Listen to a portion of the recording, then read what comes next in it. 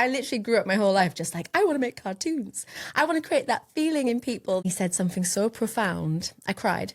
But he said to me, you're not good enough. Stop applying until you're better. Complete naive self-belief that I would get there. And I just keep going. Eventually I'll get there. He's been on there for less than 4 months and he's currently over 16 million views, which means someone has used him 16 million times since August. That's cool. Welcome to We're Done Pretending, a Reflective Rebels podcast. I'm Ben, an executive coach and rebel working with business owners, and I'm on a mission to spread joy. Joy that comes from understanding who we are, knowing what we want from the world, working out the confidence to go and get it, and dealing with the shit that life throws at us along the way. Every fortnight, I sit down with a business owner who is feeling brave enough to open up about the real side of business life, to set aside the shiny LinkedIn profile and open up about the joy and the crap, the mess and the meaning. And I believe that by listening to someone else's story, we can feel a little less alone. It might help us understand our own story a bit better, and perhaps you'll make a change that leads to a little bit joy in your life. And with me on the sofa today is Lou. Welcome to the podcast. Thank you for having me. Oh, it's great. What an interesting introduction. You've literally just summed up my belief in life, I think. Well, we're in the right place. Boom. Then. We're ready to go. We're in the right place. Oh, brilliant. Yeah, that's what it's about.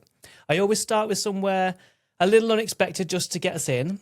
And I'm going to ask you what your routine is. When you get home of a night, what happens? What do you do? What's the habits?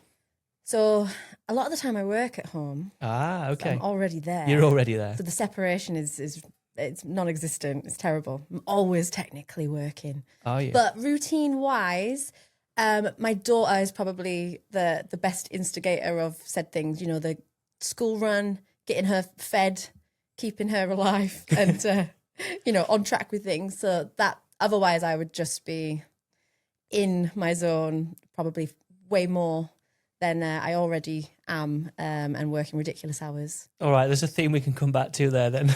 No doubt. Tell us more about the rest of life though for now. So how old's your daughter? My daughter is 12, secondary school now, so that's Year fun. 7? Year 8. Year 8? Oh, so same as Charlie. Yeah. Yes. Yeah. So she is, she keeps me on my toes. She's 12 going on 22 or something. We're entering that phase, aren't we? I learn so much from her every day. It's like mind-blowing and quite cool. I'm quite happy to sit in that space and just let her kind of guide me. Yeah, it's magical. Wow. Go on then, tell me the last thing you learned from her. Well, I might learn something too then today. So she's mad into anime. Is Charlie into anime? No. Okay. We've got slightly obsessed with One Piece, but they've got like the live action version on Netflix. Amazing. Yeah. Amazing. Yes. That's my level of TV, sort of like 12-year-olds. It's a great. That's my mental age for TV audience. I think watching. that is a wonderful space to be in. And as someone who runs an animation studio and works in I'm still there for the magic. Yes, right? Absolutely. I literally grew up my whole life just like, I want to make cartoons. I want to create that feeling in people that is like, do you remember when we were kids and you would sit down on Saturday morning and watch cartoons? Yeah. And they are like some of the best memories and like the best nostalgia trips. And you hear those theme tunes and you're gone. It's like, I'm there. I'm back sitting on the carpet with me cereal, like wide eyes, staring up at whatever magic was in front of me. And I've met people over the years who have worked on those shows. Yeah. And I've never been as big a fangirl and absolute geek than when I meet those people who worked on those shows. That's cool. Yeah. So I think that guided me into this, where you are. This sort of crazy life. So come back to anime then. Teach me something. What have you learned about anime? Okay, it's a pretty new world to me. Anime I know of it. Is all the rage with the kids, right? And I love, there's a lot of amazing anime, which I have dipped a toe in over the years, but all the kids are mad about it now. And Willow is obsessed. And, like to the point where utter fandom, like there's the bed sheets, there's stuff all over the walls. It's like everything she wants to wear. She's dressed up as it for Halloween, all this stuff. And I know in the industry, there's so much talk about it. And with it being like a Japanese form of animation, you don't see a lot of it coming out of obviously the UK and stuff, but it's fascinating to see, K-pop Demon Hunters on Netflix. That's the tunes become bangers. Emily's obsession. Bangers. I can see why. Absolute obsession. I think I was as into it as Willow. Like there was no issue with her asking, do you want to watch this with me? Yes, I'm there. And then we would sing it at the top of our lungs every time we got in the car. It was just magical. I love it. But yeah, so I'm like, right, I really need to dig deep into this anime thing. Obviously, it's a little bit from a work perspective and just research and understanding, because more of those things are kind of coming up for me at the minute. But she's so passionate about it. And I'm like, go on then, show me what it's about. And I am so in. What is it that hooks people then? So good. Because people do get like fully invested. It's quite dark and a bit brutal, to be honest. It's pretty brutal just for a 12-year-old. But the interesting thing is, like at Halloween this year, I took her trick-or-treating. I was like hanging back, trying to be cool and that kind of do. Yeah, I did that with you. Yeah, right. And so many kids, even though this outfit is typically, I would have thought, quite obscure and certainly no adults knew who she was. But the amount of teenagers who are older than her, you see a big group of teenage girls, for example, walking by down the street, and she looks awkward and a bit nervous. Yeah. And then they're like, oh my goodness, she's dressed as, like, says the character's name and everything, and then they run over to her and they're starting this dialogue, and they're so passionate, all of these girls, and she was beaming with pride, of course.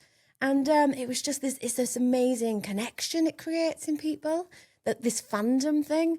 And that is kind of where my whole business is at. It's like, how do you create fandom? How do you create something that creates that emotional connection and that nostalgia trip, for years to come? So both between a person and the character, if you like, but also between the fans. Yeah.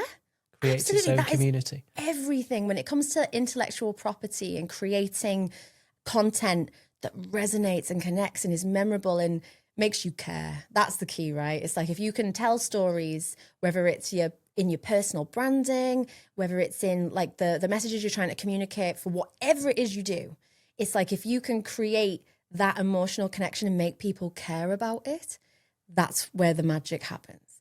And in TV and entertainment and all of those things, that is the gold. That's the magic dust. That's what we're all striving to find and unearth and create. And the thing that us as viewers fall in love with. Absolutely, absolutely.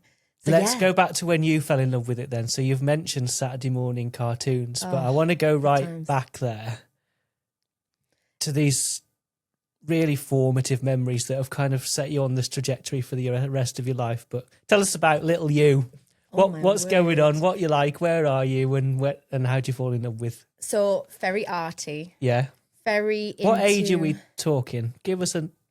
Do you know, I've been arty so since I can picture it. Ever I can remember. I love to draw and paint. I remember getting like a really fancy art easel for like my 9th birthday or something that I kept for years, proper arty level kid into all of that. Also quite sporty and performance oriented and did a lot of that kind of stuff too. So didn't mind being on the stage or like presenting things, and which is not for everybody, I found over the years. But I was just like, why not? It's great. It's great fun. But yeah, always I think it's like I was saying, that connection to whether it's a great character or a brilliant story or this brand new world that's being created. Just always following imagination, creating this joyful space.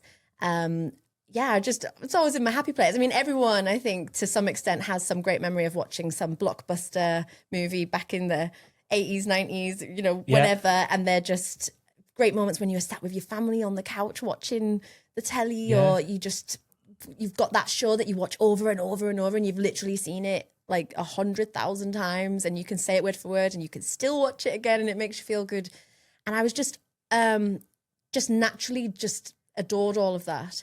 But it wasn't until I actually finished school and I didn't really know what direction I wanted to go in. And God love him, it was my dad who sent me a couple of prospectuses for colleges. And one of the courses that came up was a graphics and illustration course. And it said, someone from this course went on to design the Teletubbies. And I went, I'm in. Sign me up. I'll do that. Yeah, it was literally. And it's funny because I totally believe in these intricate paths that we weave in life. And there's so many key moments and points and just things that happen, which I can kind of weirdly trace back to so many things that have then come from that moment. Yeah, and I think there's so much that influences you that you probably don't even know on on a daily basis or throughout your life. Like bizarrely, I went to Los Angeles when I was about 4.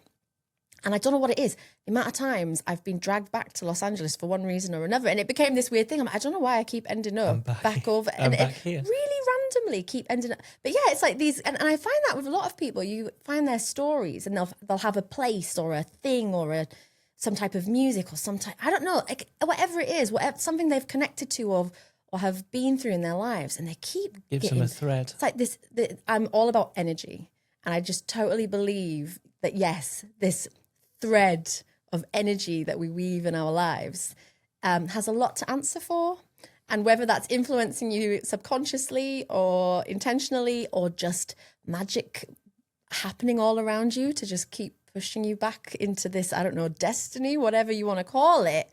I'm fascinated with that. Me too. Yeah.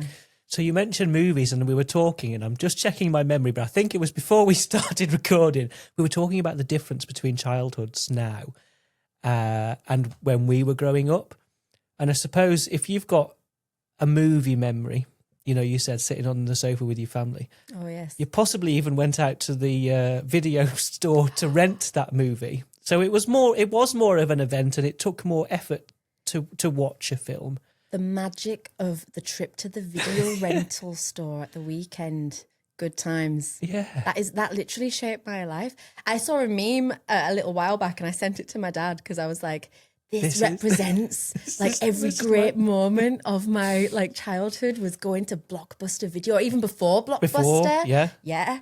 We had I think it was like a Ritz Video or something when I was really little. Oh, that was it. That was the thing. Can you remember, is there a specific movie that has really kind of landed? Absolutely. And got you? So one of my favourite things growing up was Who Framed Roger Rabbit. It was one of my absolute, again, I've watched it so many times. I know every single word, every scene, just adore it. And it's so funny because fast forward, I'm 41 now. I've probably had that movie in my life for at least 30 years.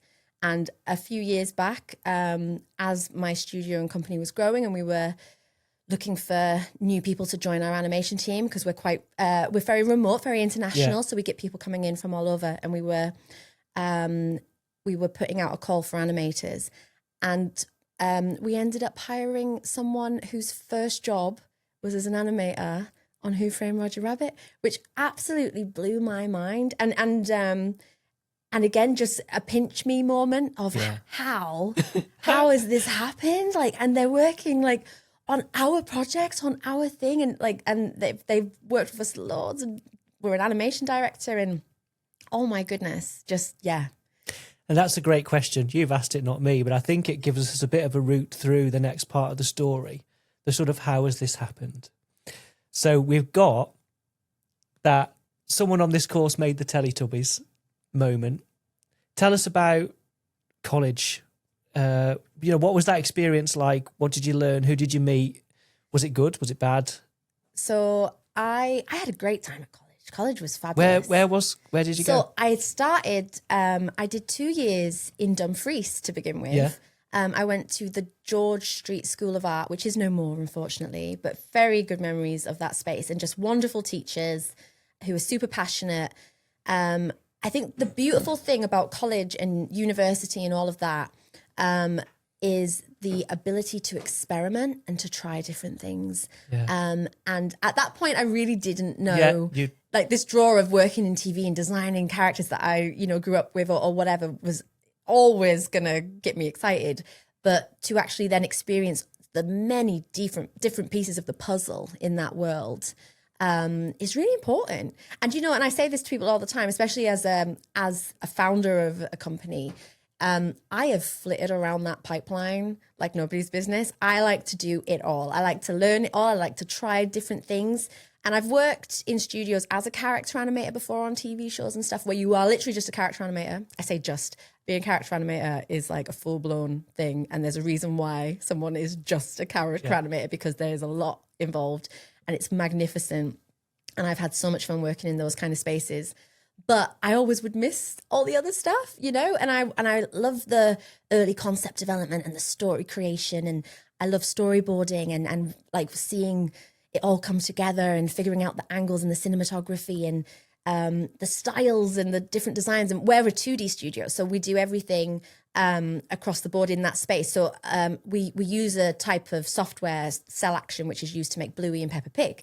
So we've got that kind of vibe to our work, but we also do hand-drawn stuff and like the Who Framed Roger Rabbit stuff where we work with live action backgrounds and we composite things together. We do visual effects. We've done a little bit of everything over the years. I love that. I love the versatility of it. And I think college and university for me was a fantastic place to explore. To try it all. Yeah, it really was. Did you believe it back then? How close to it feeling possible, or just this wildest dream did it feel? I think with the locality back then, back then it was that we didn't have teams internationally on Zooms, working together. Yeah. It was like, if you were going to do this, you had to move. So I don't know. I think I very much found myself just taking it day by day. I think if I'd thought too much more about it at that point, it maybe would have overwhelmed me. So I just very much enjoyed what I was working on in that moment. So you were just in the moment. Yeah, I think so. Experimenting. Yeah, and I never would have said no to the idea. Like, again, like the whole LA thing. I was like, if an opportunity came up, I could hop over to Hollywood. Like, that's not a problem. Just putting that out there, if Hollywood needs me, I'm available. But yeah, so it was always I'm open to the possibilities, but I wasn't, I think, clinging to like a desperate dream of something super specific like some people do. Yeah. I probably wasn't that intentional, but I just loved creating and I loved animation, and I just really enjoy meeting all the people on that journey and finding my people, finding those people who create those threads, which become your path. Best memories of that time then? Or a single day that just stands out as like... Goodness. It is the people, great friends that, are still in my life now, and connections. I think that is actually a really special point about college and university, because as much as, there's many conversations about whether it's the right choice for everybody. Yeah. And I think this is totally my opinion in this moment. I don't think it's that necessary to go to university all the time. There are a lot of opportunities, especially in my industry, where you can be mentored, you can do internships. There's so many ways in. But university and college, yeah, it's a great time to experiment. It's a wonderful foot in the door, especially because there is so much to learn. But it's the connections you make. And that is an irreplaceable aspect. And something that has driven my entire career is in those connections. Those people. Yeah. Yeah. Always. It's all about the people. Got to find your people. Yeah. Yeah, definitely. So I suppose what happened next? Did something an opportunity thrown in your path? Did you make an intentional decision about what was next? I'm really interested in how you got to this point. We can learn a lot from that. So I went to School of Art in Dumfries. Yeah. Then I went to university in Carlisle, and I studied digital That was animation. the University of the Arts? Cumbria Institute of the Arts. Yes, CIA represent. And again, that moment, I was all about just wanting to really get into animation, and it was all digital. So I'd been very traditional, like art, drawing, paint, all of that, especially at college. I went to university, and it was like everyone wanted to work on Toy Story, right? So it was all CG, very techie. And I think I let it overwhelm me.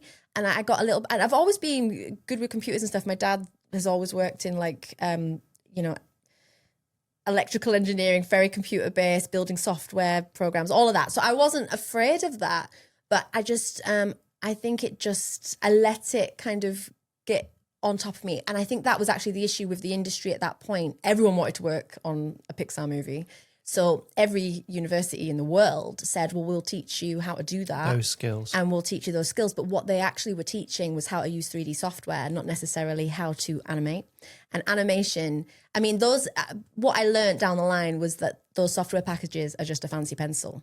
The skills that you learn to animate and breathe life into a character that people can fall in love with or love to hate or whatever it is, that is a skill that you do not need a computer for. It's just that there are many ways of doing Different it. tools. Absolutely. Yeah. But at that point, it was just like learn the tools, not the craft. And when you say it got on top of me, I'm going to try and ask you to explain what that means. So how did that come out? How did that manifest? What do you mean by that? So because I was just so concerned and worried about the digital implications of it. So it can be quite challenging technically.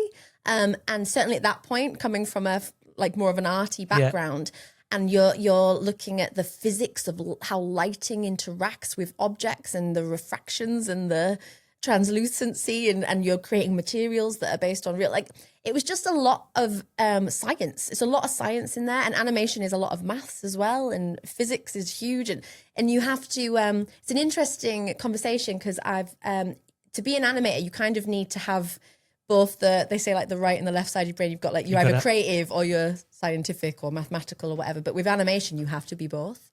You really do. And I actually always was. And again, this thread. So the best results I got at school were in science and art, weirdly. And again, my dad, from his background, and he's a physicist as well. So that kind of made sense. But then I was always just drawn into the art, the creativity, the storytelling. But I did have this quite strong scientific background that I'd grown up with as well. So I did fit into it. But I think, it just, like I say, I think I let the software and the tech and the science overwhelm me, and I'm probably more naturally a creative person. Yeah, it probably felt quite different to what you were doing in Dumfries to then suddenly be doing maths, physics and so out of my computers. comfort zone to do that. But I really just tried to channel the animation side. I was like, it doesn't matter about all of that. Eventually, I kind of got into that headspace, and I just really loved animating. I just wanted to make characters, bring them to life, have little stories, create little kind of comic strip animated clips and things like that. And I just really loved that. But when I graduated, my options were limited because I couldn't get a job around Cumbria. Yeah. And I I'd kind of found myself quite settled here, and I really had fallen in love with Cumbria and Carlisle, and I was like, this is home. I want to be here, but I can't do what I love. And I ended up working for a few years in advertising, and I worked at Cumbria newspapers, which was, again, integral to my journey because it taught me how to work with multiple clients. It got me introduced to multiple businesses, lots. I mean, everybody at that time was advertising in the paper. Yeah. And I think they kind of brought me in as this, she does digital things. We all need to be digital now. Let's get her to make us all digital. So at the age of 22, kind of getting my first job trying to make digital newspapery things. In the newspaper industry. Yes. But I learned so much from that experience. And again, just met so many great people. What did you learn? Definitely how to look after clients, how to work to deadlines, how to nail a brief, also how to work with a team, big creative teams churning out all that stuff at the paper. I also got some opportunities there to start doing training. So I would train people in the software packages because, again, I was digital.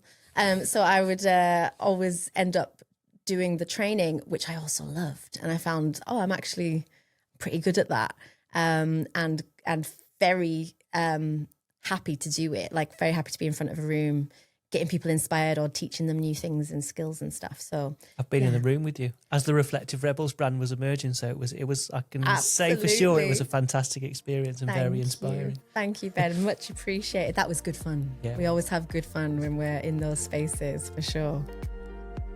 Just a quick pause. At Reflective Rebels, I'm on a mission to spread joy. I create these podcast conversations because I think we're all hungry for something real. Not advice, not quick fixes, just honest human stories that remind us we're not alone in the mess. If this conversation is making you feel something, would you help me grow the rebellion and share it with just one person who might need to hear it? Maybe someone who's also tired of pretending everything's fine. because every person who finds these stories makes this little rebellion against perfectionism and exhaustion a little bit stronger. Back to our conversation. So, you're at the newspaper. Looking back, you've made sense of that.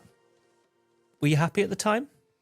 Yeah, I was, but I had this little itch, that little itch of really just want to do character animation. And it was funny because in that moment, through again meeting all these people and doing all these things, I was getting approached a lot by companies who wanted to do more digital animated style stuff, which wasn't something the newspaper offered. It wasn't a service, but having just got to know people and told them what I'd done at university and all the rest of it had just naturally kind of come out, and they started commissioning me.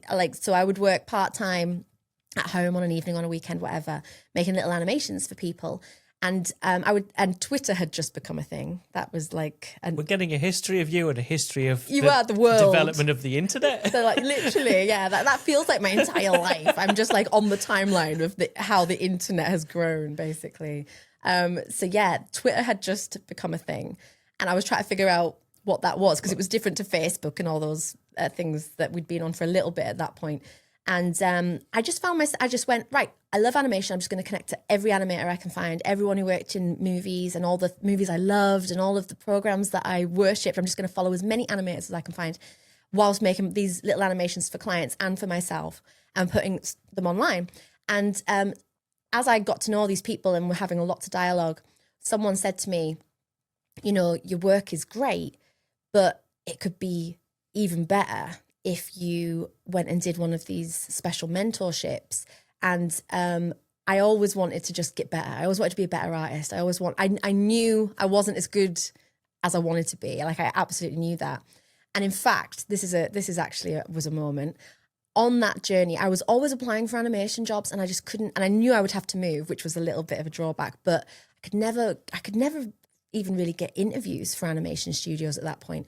And I remember applying to a recruitment company so many times for these roles.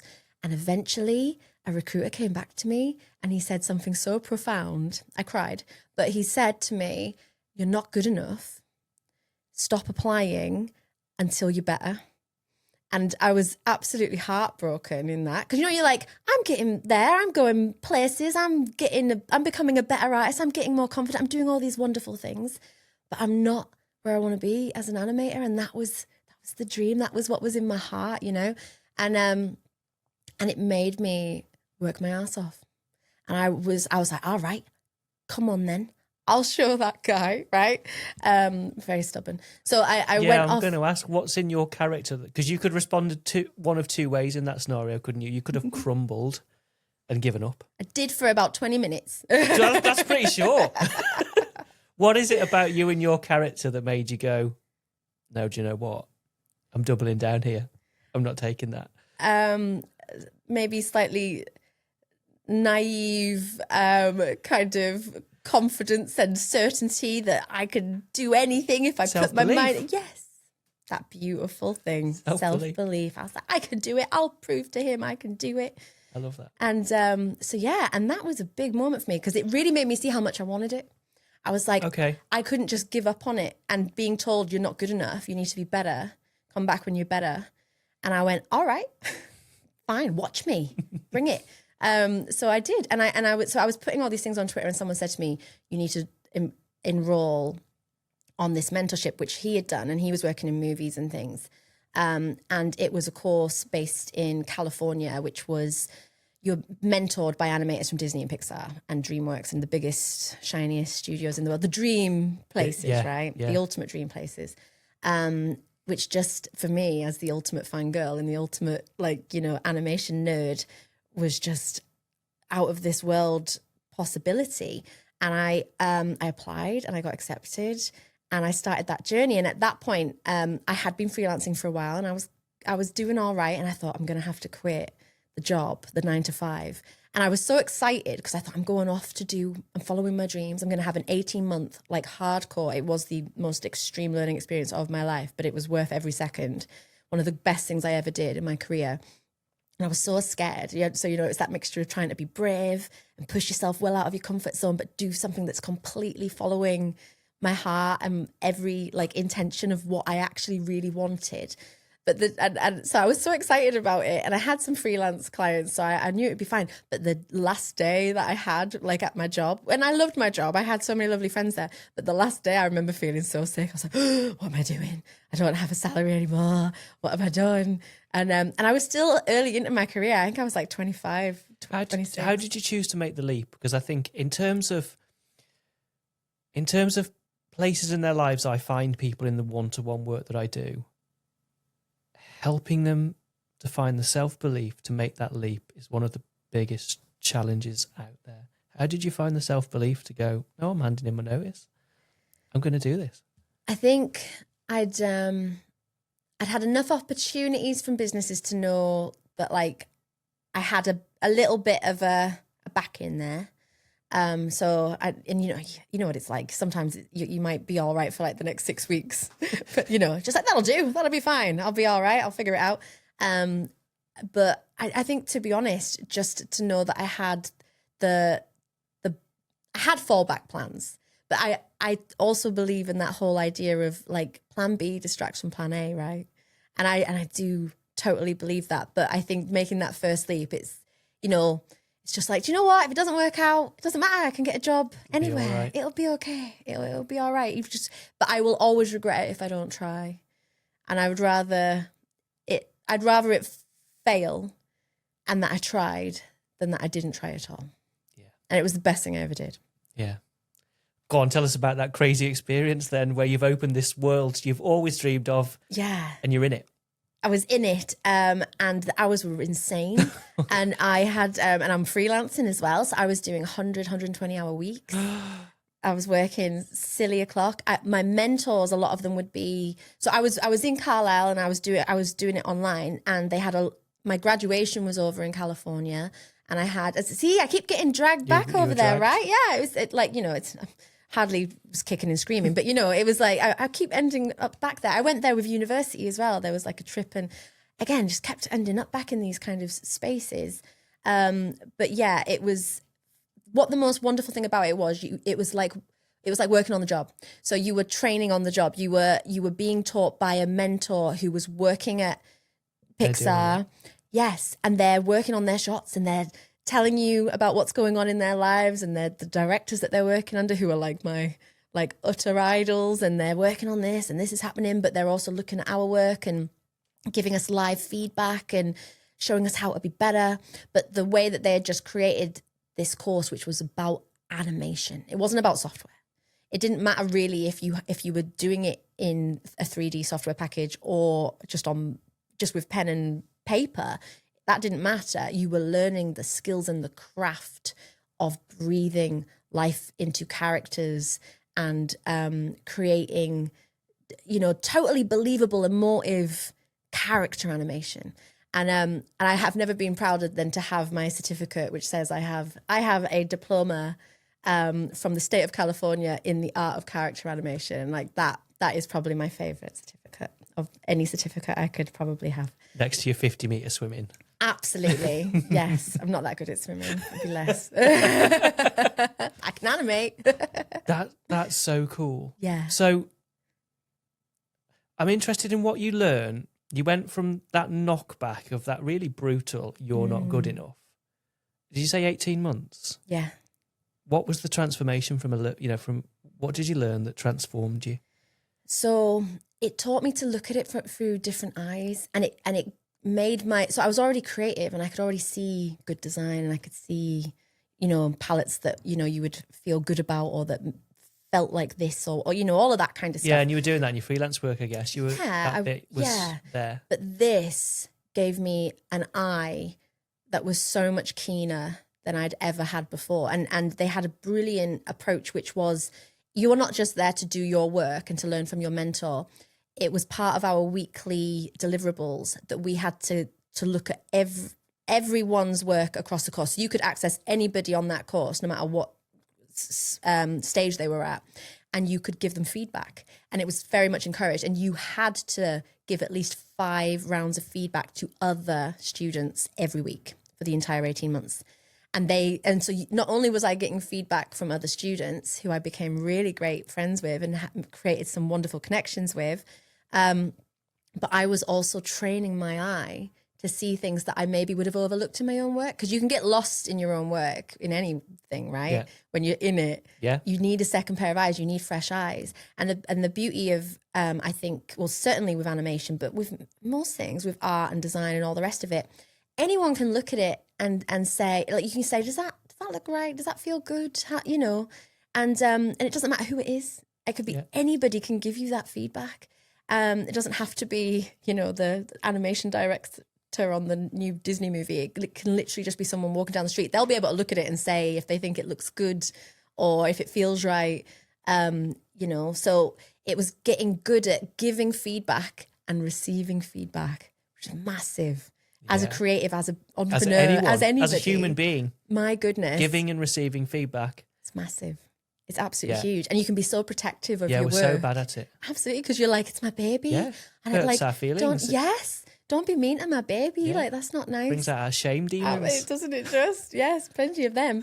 So it exercised those shame demons. It allowed me to completely let go of things that I would have been so much more precious about earlier. And, you know, and I'm still precious, you know, but a lot more open to the feedback, and you learn how to get really good at giving feedback too. Yeah. And it's so important, whether you're a business owner or you're directing a show or a commercial or whatever it is you're doing, being able to communicate properly, efficiently, while still motivating or inspiring the person. Like, I don't want to rip them apart by telling them it's not good enough. Like, I want to instill this belief that they can do it and they can push themselves and they can improve and it will be better, but they need to learn how to see the thing. So that entire process, game changing. Sounds grueling. Sounds like brutal. Yeah, really brutal. I've never like been a proper, so exhausted. you know, like a movie montage of the awful physical training required to it's do the Rocky montage. Yeah, it's that. Was I me can just see animating. that. I can just this feedback. Yes, I'm going to have to make that now. You know this, right? I'm going to have to do the animated version of the Rocky montage. Yes. Oh, I'm looking forward to that already. Yeah, literally brutal. And I cared so much. And I remember, like, if I didn't do as well as I'd hoped, I'd be crying my eyes out, but then I'd pick myself back up and I'd keep on going. And I think that's always the message, isn't it? It's like, it's meant to be hard, right? It's meant to be difficult sometimes. I do like, yeah, I think there is something in that, but I am interested in how you were able to navigate that, how you were able to survive and thrive the ups and downs and brutality of that experience. Complete naive self-belief that I would get there. I just keep going. Eventually I'll get there. But along the way, met so many magical, brilliant people who I still work with now and have the pleasure of calling friends, and those people changed my life. Like the connections you make, that's what changed my life. And part of that, actually, so the day I landed back in the UK from my summer after graduating and visiting all the studios and meeting all my mentors and doing all the things with everyone that I trained with, which was just brilliant experience, I got hired to work on a CBeebies show in Manchester, and I literally moved there the next week. So it was that cool. It was that instant. Can we name the show? It's called Cloudbabies. Oh, yeah? Yeah, you know Cloudbabies? Yeah. Beautiful. I love it. Hey, it's on YouTube now. It's flying. Yeah. So, yeah, it's... I don't think whether that would have been Charlie or George watching Cloudbabies. Do you know what's really funny is that... So I've been at Manchester Animation Festival all this week, and there are so many people who I've got such wonderful relationships with because of that show. I've got this brilliant... love for Manchester as a city while I worked on that show. Yeah. So being back in Manchester for the festival, which we were nominated for the Animation Festival a couple of years back, and it's like, it's an Oscar qualifier. It's like a big deal to be nominated at that place. And the fact that I'd where my kind of actual animation career had begun there, and that I was back there nominated for this wonderful Cumbrian-based animation that we'd done. And again, full circle, all the full circle moments, the energy, it just keeps going around. And again, I keep meeting people, even this week, that show was 2012. I worked on that. It was a while ago, and I'm still meeting people who go, "Oh, I worked on Cloudbabies," or I like bumped into my old animation director at the pub one night, and it's just a beautiful thing. It's this wonderful group of people who are just all as insanely passionate about animation as me, and I just can't get enough of it. That's so cool. And we're going to talk about some of those celebration moments in a minute. I've got two different questions in my mind. Go. So one of them is, and I'm just doing some quick maths, at the same time you're having your daughter? Yes. Very good. Because 2012 was when Charlie was born, which is probably my relationship with Cloudbabies. Yes, there you go. Yeah, makes total sense. Yes, so I had my daughter. So you're doing all that and having a baby? Yes. And I was pregnant working at the studio. So full on, it's just... When I look back, I actually go, wow, wow, Lou. The things really? we could do when we were young, eh? I know, right? So much energy. I think you've got quite a lot of energy now. Well, I try. But I really wanted Willow to be raised in Cumbria. I wanted to bring her home and raise her around family and my friends and everything like that. So when my contract ended on that show, I was due about 3 or 4 months after the contract was going to wrap. So my original plan was potentially to go anywhere. I was talking to companies in Canada and Singapore. Funnily enough, people that were on those shows I was speaking to this week. Again, this is weird small world thing that I just love. But no, it was very clear. It was like, I'm coming back to Carlisle. I'm going to raise my daughter here. But I am very clearly selfish and stubborn, as I said, because it's I want to do what I love and be in the place that I love. And why not? Me too. Right? Yes. What is it that draws us back to this place? Because I moved away for work as well, a bit like you, and I thought the opportunity going to have to be somewhere else. You miss it, don't you? We were there longer than you. We went to Manchester. Mm-hmm. We were there till 4 years ago. But yeah, I wanted to come back. Yeah. What is it? It's just a magical essence in this part of the world. It's something in the air, right? No, it's just, I think I'd had such wonderful experiences here. I'd made so many amazing friends here. And I had this total belief that I could do it. And I'd been on this course that was online and very international, insanely international. And I thought, well, if I can learn from people in California for 1.5 years and up my game that much, then surely I can run a company from Carlisle and make this happen and make this a thing. And so I did. Cool. It is pretty cool. Yeah.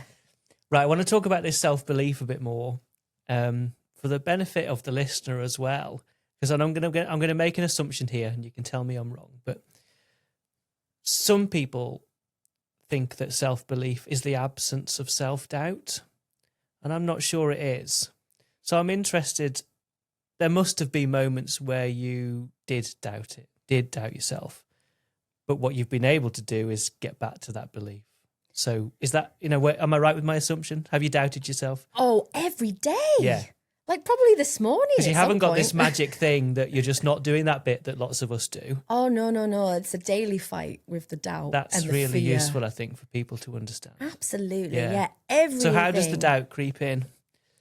Oh, it's everything I ever want to do. And there's always the self-doubt of, oh, no one will like that. No one wants to hear that. Yeah, of course. Yeah. Every single day. But it's just getting better at overcoming it and doing it faster than the last time. It doesn't take up too much of my day. It's a little bit less every day. But saying that, it depends what it is, because sometimes you have a very big, scary thing you want to do, and the self-doubt creeps in all the time. And it's a constant fight. So it's just getting really good at fighting it. Can you remember a time when that got really big, when the doubt got big? So in the last few years, especially of my career, a big part of what I do is create my own shows. So I create... So that's quite a switch. It's not someone else's now, it's your thing. Yes, absolutely. And we are a service company. We do animation production. We work on all kinds of things, from series work and commercials and short films and on everything and anything. But there's always that deep niggling desire, the itch of I want to make my own stuff and I want to tell my own stories. And I've got all these ideas for wonderful characters and that growing up with all those wonderful cartoons, and I want one to be mine, you know, and that is just never going to go away. That is just, it's just part of, I believe it's like, I almost feel like it's part of my purpose. I'm like, I am here to tell stories. I am here to create stuff to put into the world. And it is the scariest thing to do. And my goodness, the amount of people you have to fight off. It's bad enough. I've already got my own brain telling me I'm not good enough to do it and that the idea is rubbish and no one's ever going to buy that. But then you've got, you know, everyone will, well, really, do you actually think that could happen? You know, I'd maybe just let that go, love, that you can always just go back to the 9 to 5 or, you know, I wouldn't worry about that. You know, times are tough. Oh, just, you know, it's that constant Why do people, fight. and that's sometimes people we love, isn't it? Trying to keep us safe. Always the ones you love, the ones who love you the most. Yeah. It is, it's a safety thing. Yeah. And I also, trying to protect us. But and I think that's where the self-doubt comes from, because it's just your brain trying to protect you, because it knows it's scary and it doesn't want you to feel like you failed. It doesn't want you to get another rejection letter, another recruiter saying you're not good enough, like go away and get better or just quit now. You know, the amount of rejection you have to go through to actually achieve something that's really important to you. I think you have to get good at building a thick skin. I was saying this actually not that long ago. I feel like I'm getting better at taking the no's, you know? So I'm just like, I got another no today and I totally shook it off within 10 minutes. I think that's a record. I can't remember where I heard it, but I was listening to someone talk the other day and she used to come home from school and her dad would want to know the thing she failed at most amazingly that day. Brilliant. And it just instilled in her this sense that failure was something that was like really celebrated. What an opposite way to parent. Brilliant. And imagine idea. what would it be like They if say fail fast, right? fail fast, fail cheap. Yes, absolutely. Don't mess time. don't waste time. Try it. Doesn't work. Try something else. Try something else. And that's actually the beauty of social media, you know, and getting stuff out there. And it's like people spend it's not so like you're much making a movie. Yeah. And people spend so much time and energy in just the idea of, oh, I'm going to look stupid. Like, I don't want to put myself out there and have people laugh at me. Or someone might say something negative about that. You know, you get the bloody keyboard warriors, eh? They're everywhere. And yes, absolutely. And those guys, it could be a little bit easier without the keyboard warriors. Without them. Like, I don't know what's wrong with some people, but or maybe it's this thing. Maybe it's this universal thing where it's just like, no, we need it to be as tough and challenging as possible to make you the most resilient, best version of yourself. Version of you. Yeah. You have to deal with. Could be a little bit easier sometimes, though, couldn't it? Yeah. Just be kind, people. But yeah, so so that's it. It's like putting yourself out there quickly and learning how to get over. So things. what are those tools then? Is it self-talk? Is it some habits that you have? Is it some things that you do? Is it some self-care? Like, what are the tools you've got to bounce back from doubt to belief? So I do many things. One thing I will say, I wake up every day in a negative headspace. Wow. I cannot wake up and be like, I'm glad it's the afternoon then, because this I can't believe that. Literally every day, pretty much religiously, I will wake up and my brain is not my friend. My brain is telling me I can't do it and I should quit and that I'm not good enough and that it'll never happen. And I have to fight tooth and nail through that every single day. And some days it's harder than others. I've got a few different techniques. I am fully committed to personal growth and meditation and channeling good, positive energy, whether that be through music is great. Yeah. Music's good. Meditation always works, but sometimes you're in that mad kind of, I woke up late and I've got to get, kids to school and then I've got a meeting at 9 a.m. and you just don't actually have the time to connect and clear your mind and find that peace. So in those moments, it's like I say, music, journaling's a big one for me, and just getting back to me, because I know I'm still in there somewhere, kind of just going, you can do it, Lou. Just don't give up. It's just like quieting all those voices, Quieting the rest of them in the head every single day. And so the keyboard warriors and all the rest of it don't help when you wake up in the morning and you're already down here. I've already got to drag myself out of the gutter, but I've got the keyboard warriors to fight off as well. And it's just, you just got to keep doing it. But I always get to a point where it clicks in I've made that a thing that I really wanted to study. I'm like, where is that magic? Where do I find that place where I can tap in to that creative zone?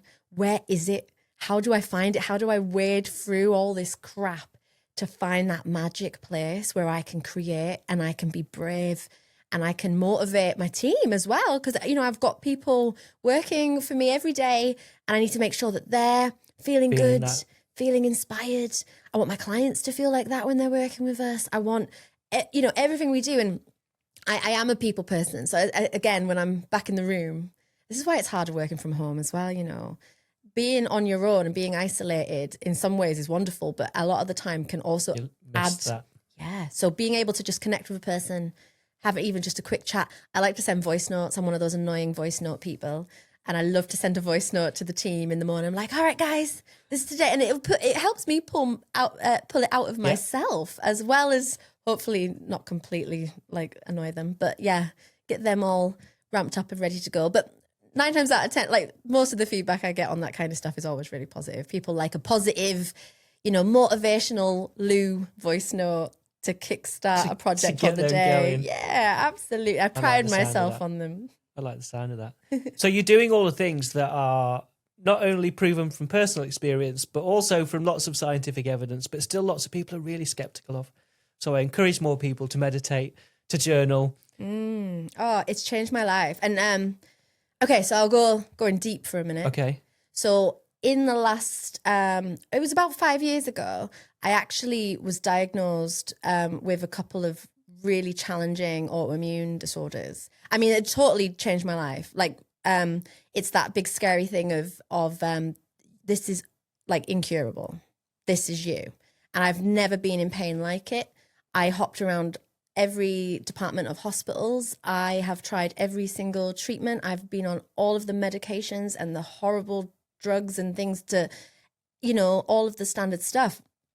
And I can say today that I am healed. And this last year, it's like it never happened, which is quite profound if you knew what I'd been through. But what got me there, and this is a big part of my journey and learning, and something that I would love to share with everybody, is that the whole belief thing is so much more important than you could ever imagine. And you know, when a doctor, when a consultant, when someone, you know, with the qualifications and all the experience in the world tells you you are never going to heal from this, you take that pretty seriously, right? And again, some of us do. Yeah. Doesn't sound like you did. Well, again, that constant little niggle of, I'm sure there must be something that can help. I'm sure there'll be something I can learn. And I just, oh my goodness, I just dug so deep and I went everywhere and I looked for every cure, and always been slightly on the spiritual side. Yeah. Believe in magic. Again, I find this thread of the way life works. And if you're intentional and you go after things, they will appear. And it might not be in the way that you expected, but it will happen. And I've found it and I've studied it, and I've got a journal. I note it down.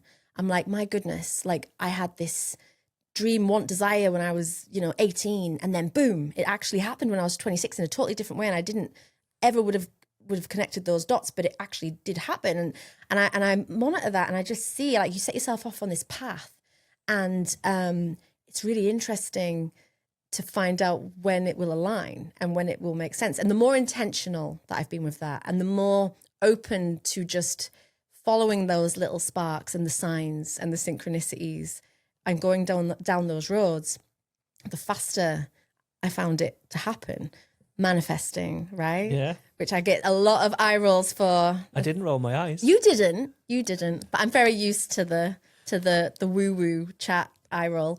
But yeah, I have absolute experience in these magical things. In magic. Right? Absolutely. And have you read The Artist's Way? Do you know, I haven't, but I was, funnily enough, someone told me this week that I need to read The Artist's Way. She talks about, and it, believe what you want, but she talks about creativity is actually all we're doing is opening up this channel between this greater energy, insert whatever word you want, universe, energy, God, whatever. Yes, all the through same. You, mm-hmm.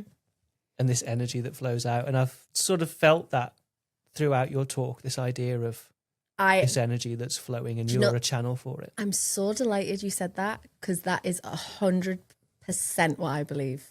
That is absolutely my entire essence is built around that. And right now, especially in my life, through my healing journey and the path that took me down and all of the magical things that I've experienced, and now the work that I'm currently implementing to create as my future, are completely embedded in that idea. So where are you now then? Tell us what's the now. So, as you know, intellectual property, creating my own shows, trying to put something into the world that I have created and then have brought together the amazing artists and wonderful animators and writers and all these beautiful humans that I've met on this wild journey to give something to the world. And right now, in the last 2 years especially, TV is in a really bad place. Okay, so like we fought tooth and nail to get into TV and to work in broadcast, and then the world changed. Yes. And then it was just like, actually now it's YouTube. So like if you don't already have a YouTube channel, like that's where you should be. Like, sorry if you're not there yet. Like you're probably never going to get there now because there's so much content, blah, blah, blah.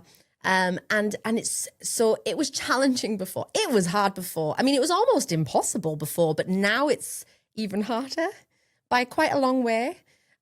So the current situation is, and this is what I've been listening to all week as well, and every festival and animation event and kids media event that I attend throughout the year, it's all about creating a following, creating an audience, trying to find traction with an engaged fan base. And it's that thing that I was saying before about Willow and anime and the fandom thing. Yeah. It's like, can you create that? How do you create that? Yes. And it is magic. It's pure magic. And it matters. It matters to people. It changes their lives. It makes them look at the world differently. It inspires their futures. The fandom thing is really important. And even if it's something that they don't follow like in their lives or their careers, it'll always hold a special place in them. It's so powerful. And through storytelling or music and characters, whatever it is, like this fandom thing. So with my history, this whole constant belief, the fighting for belief, the idea that the universe has some kind of play in the way our path leads us and the connections that we create that create more connections, and then they all loop back and you go full circle. And, maybe if you're on the right path, those things happen more often. That's what I found. The more I follow my heart and the more I'm intentional about what I want, the more quickly those things will happen and the more regularly they happen. So that I take as a sign that I'm doing the right thing. I'm like alignment, synchronicity. I wrote down last week that I want to have more speaking opportunities next year. And I've had 3 opportunities present themselves. Oh my goodness, writing stuff in 7 down. days. Writing stuff down is a thing. It's magic. It's like you are literally just letting the universe know we want it. Yeah, it's just I am an absolute full-time vision boarder. I have many a vision feel board. Feel that energy from it. Yes, yeah. Sorry, I interrupted you anyway. No, not at all. So my project that I launched on social media about it was last year, so not long, and it's a little flying pig called Pigasus. And Pigasus, as a flying pig, represents everything about fighting against the impossible and representing absolute self-belief. I mean, who better to learn about believing in yourself than from a flying pig that represents the impossible? So this character also came about, I say randomly, obviously intentionally, but just in a different way that I wasn't expecting.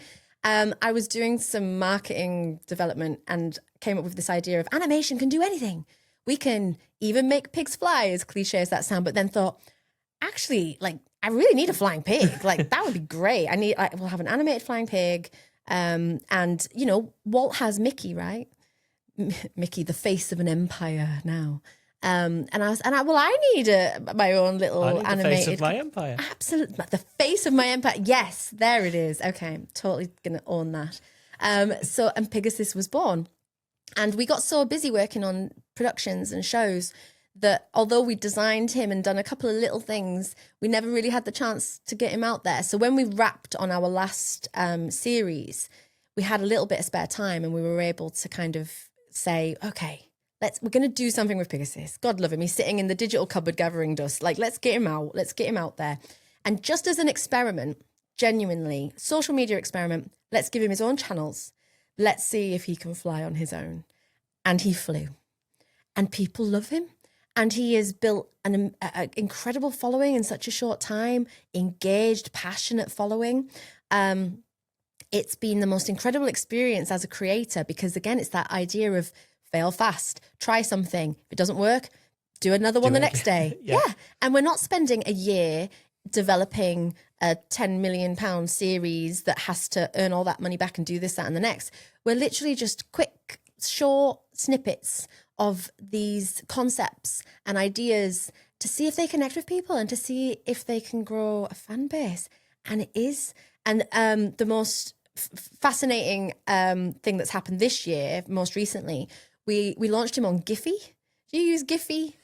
No? No. You're not a digital sticker kind of guy. Okay, so I know for us, I follow him on Instagram. I follow Pigasus. That's beautiful. No, I don't use his stickers. So on for me personally, I am such a Giphy user, so I always like to go that extra mile in a conversation by sharing the perfect GIF that summarizes my true emotions. It just feels easier than just a regular text.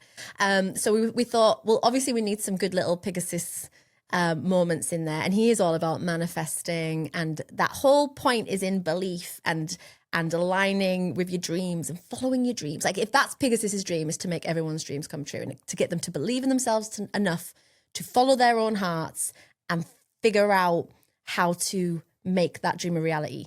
That's his purpose. I think that's why I connect with him. We share a purpose. Yes. Best friends. I see it. And so we launched him on Giphy, and you can use the stickers on like Instagram stories, that kind of thing, which is a great brand building exercise too. Like any company should be putting stuff on Giphy to promote, do brand awareness, have their logos to put on their stories, that kind of thing. And he's been on there for less than 4 months, and he's currently over 16 million views, which means someone has used him 16 million times since August. That's cool. So I think we're on something. You're onto something. Hope we're onto something. So we've been developing that 360 strategy. And again, this is something totally new to me. Like I worked in animation, we're in the production pipelines, and we're working across teams, creating beautiful shots that create sequences that tell these stories and all of that kind of stuff. And now I'm trying to figure out, okay, how do I get characters onto merch? How do I build memberships? How do I create opportunities for Pigasus to find you where you are? Because this is the thing now, audiences are everywhere. You're not prescribed to. You're not unfortunately anymore sat at 8 o'clock on a Saturday morning with your cereal ready for your going to the video store to pick up the video. God, it makes me so sad sometimes.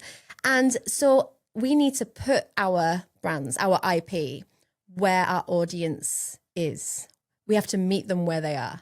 And they're everywhere, whether it's on Roblox or Instagram or YouTube or TikTok or whatever it is. And that's the interesting thing with Giphy, because Giphy integrates into so many platforms and people use it it's a type of language. People are using it in conversation to express themselves and to share joy or to explain how they're feeling. So the fact that he's being used in that way is so exciting and wonderful. I think that people are finding that joy through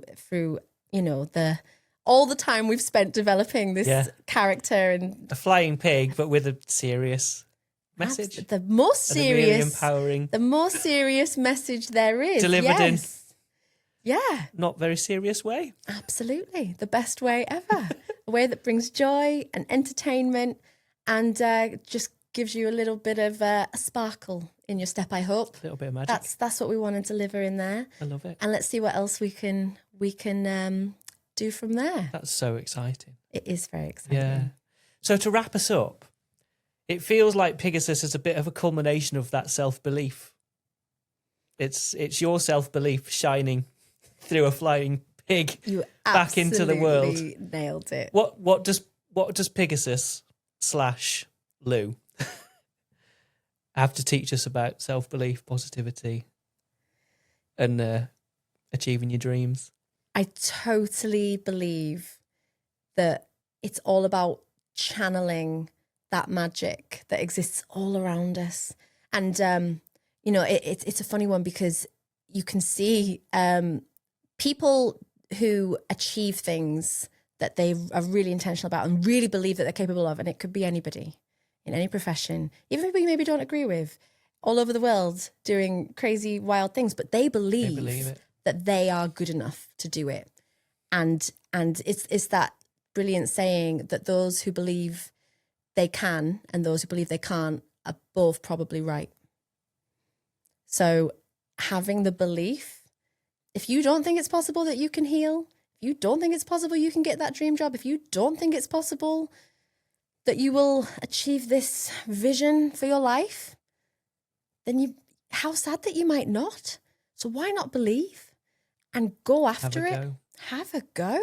And yeah, you're going to have to figure out some stuff and fight through the doubt and fight off the demons and all of that stuff. But I think that's what, it's that idea that if you get good at fighting them off, you get better at it, you get stronger, you get more resilient, and your dreams seem to be more reachable a little bit quicker. So yeah, you got to go for it. Thank you. I feel absolutely inspired. Yes. Thank you so much for joining me. That has been incredible. Oh, really thank you incredible. So much. Thank you. I could sit here all day. I know you've got to go and do school pick. I know I do.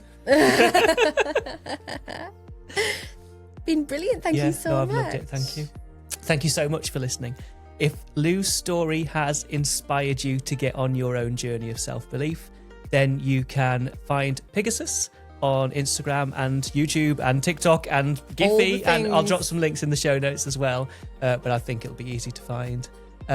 If you are interested in finding out more about Reflective Rebels and how we can help you find your self-belief, you can go to reflectiverebels.co.uk/newsletter and sign up to get some inspiration in your inbox. I'd love you to subscribe if you want to hear more real stories like this about achieving your dreams and self-doubt and all the magical stuff that happens along the way. I've been Ben, and this is We're Done Pretending, the Reflective Rebels podcast.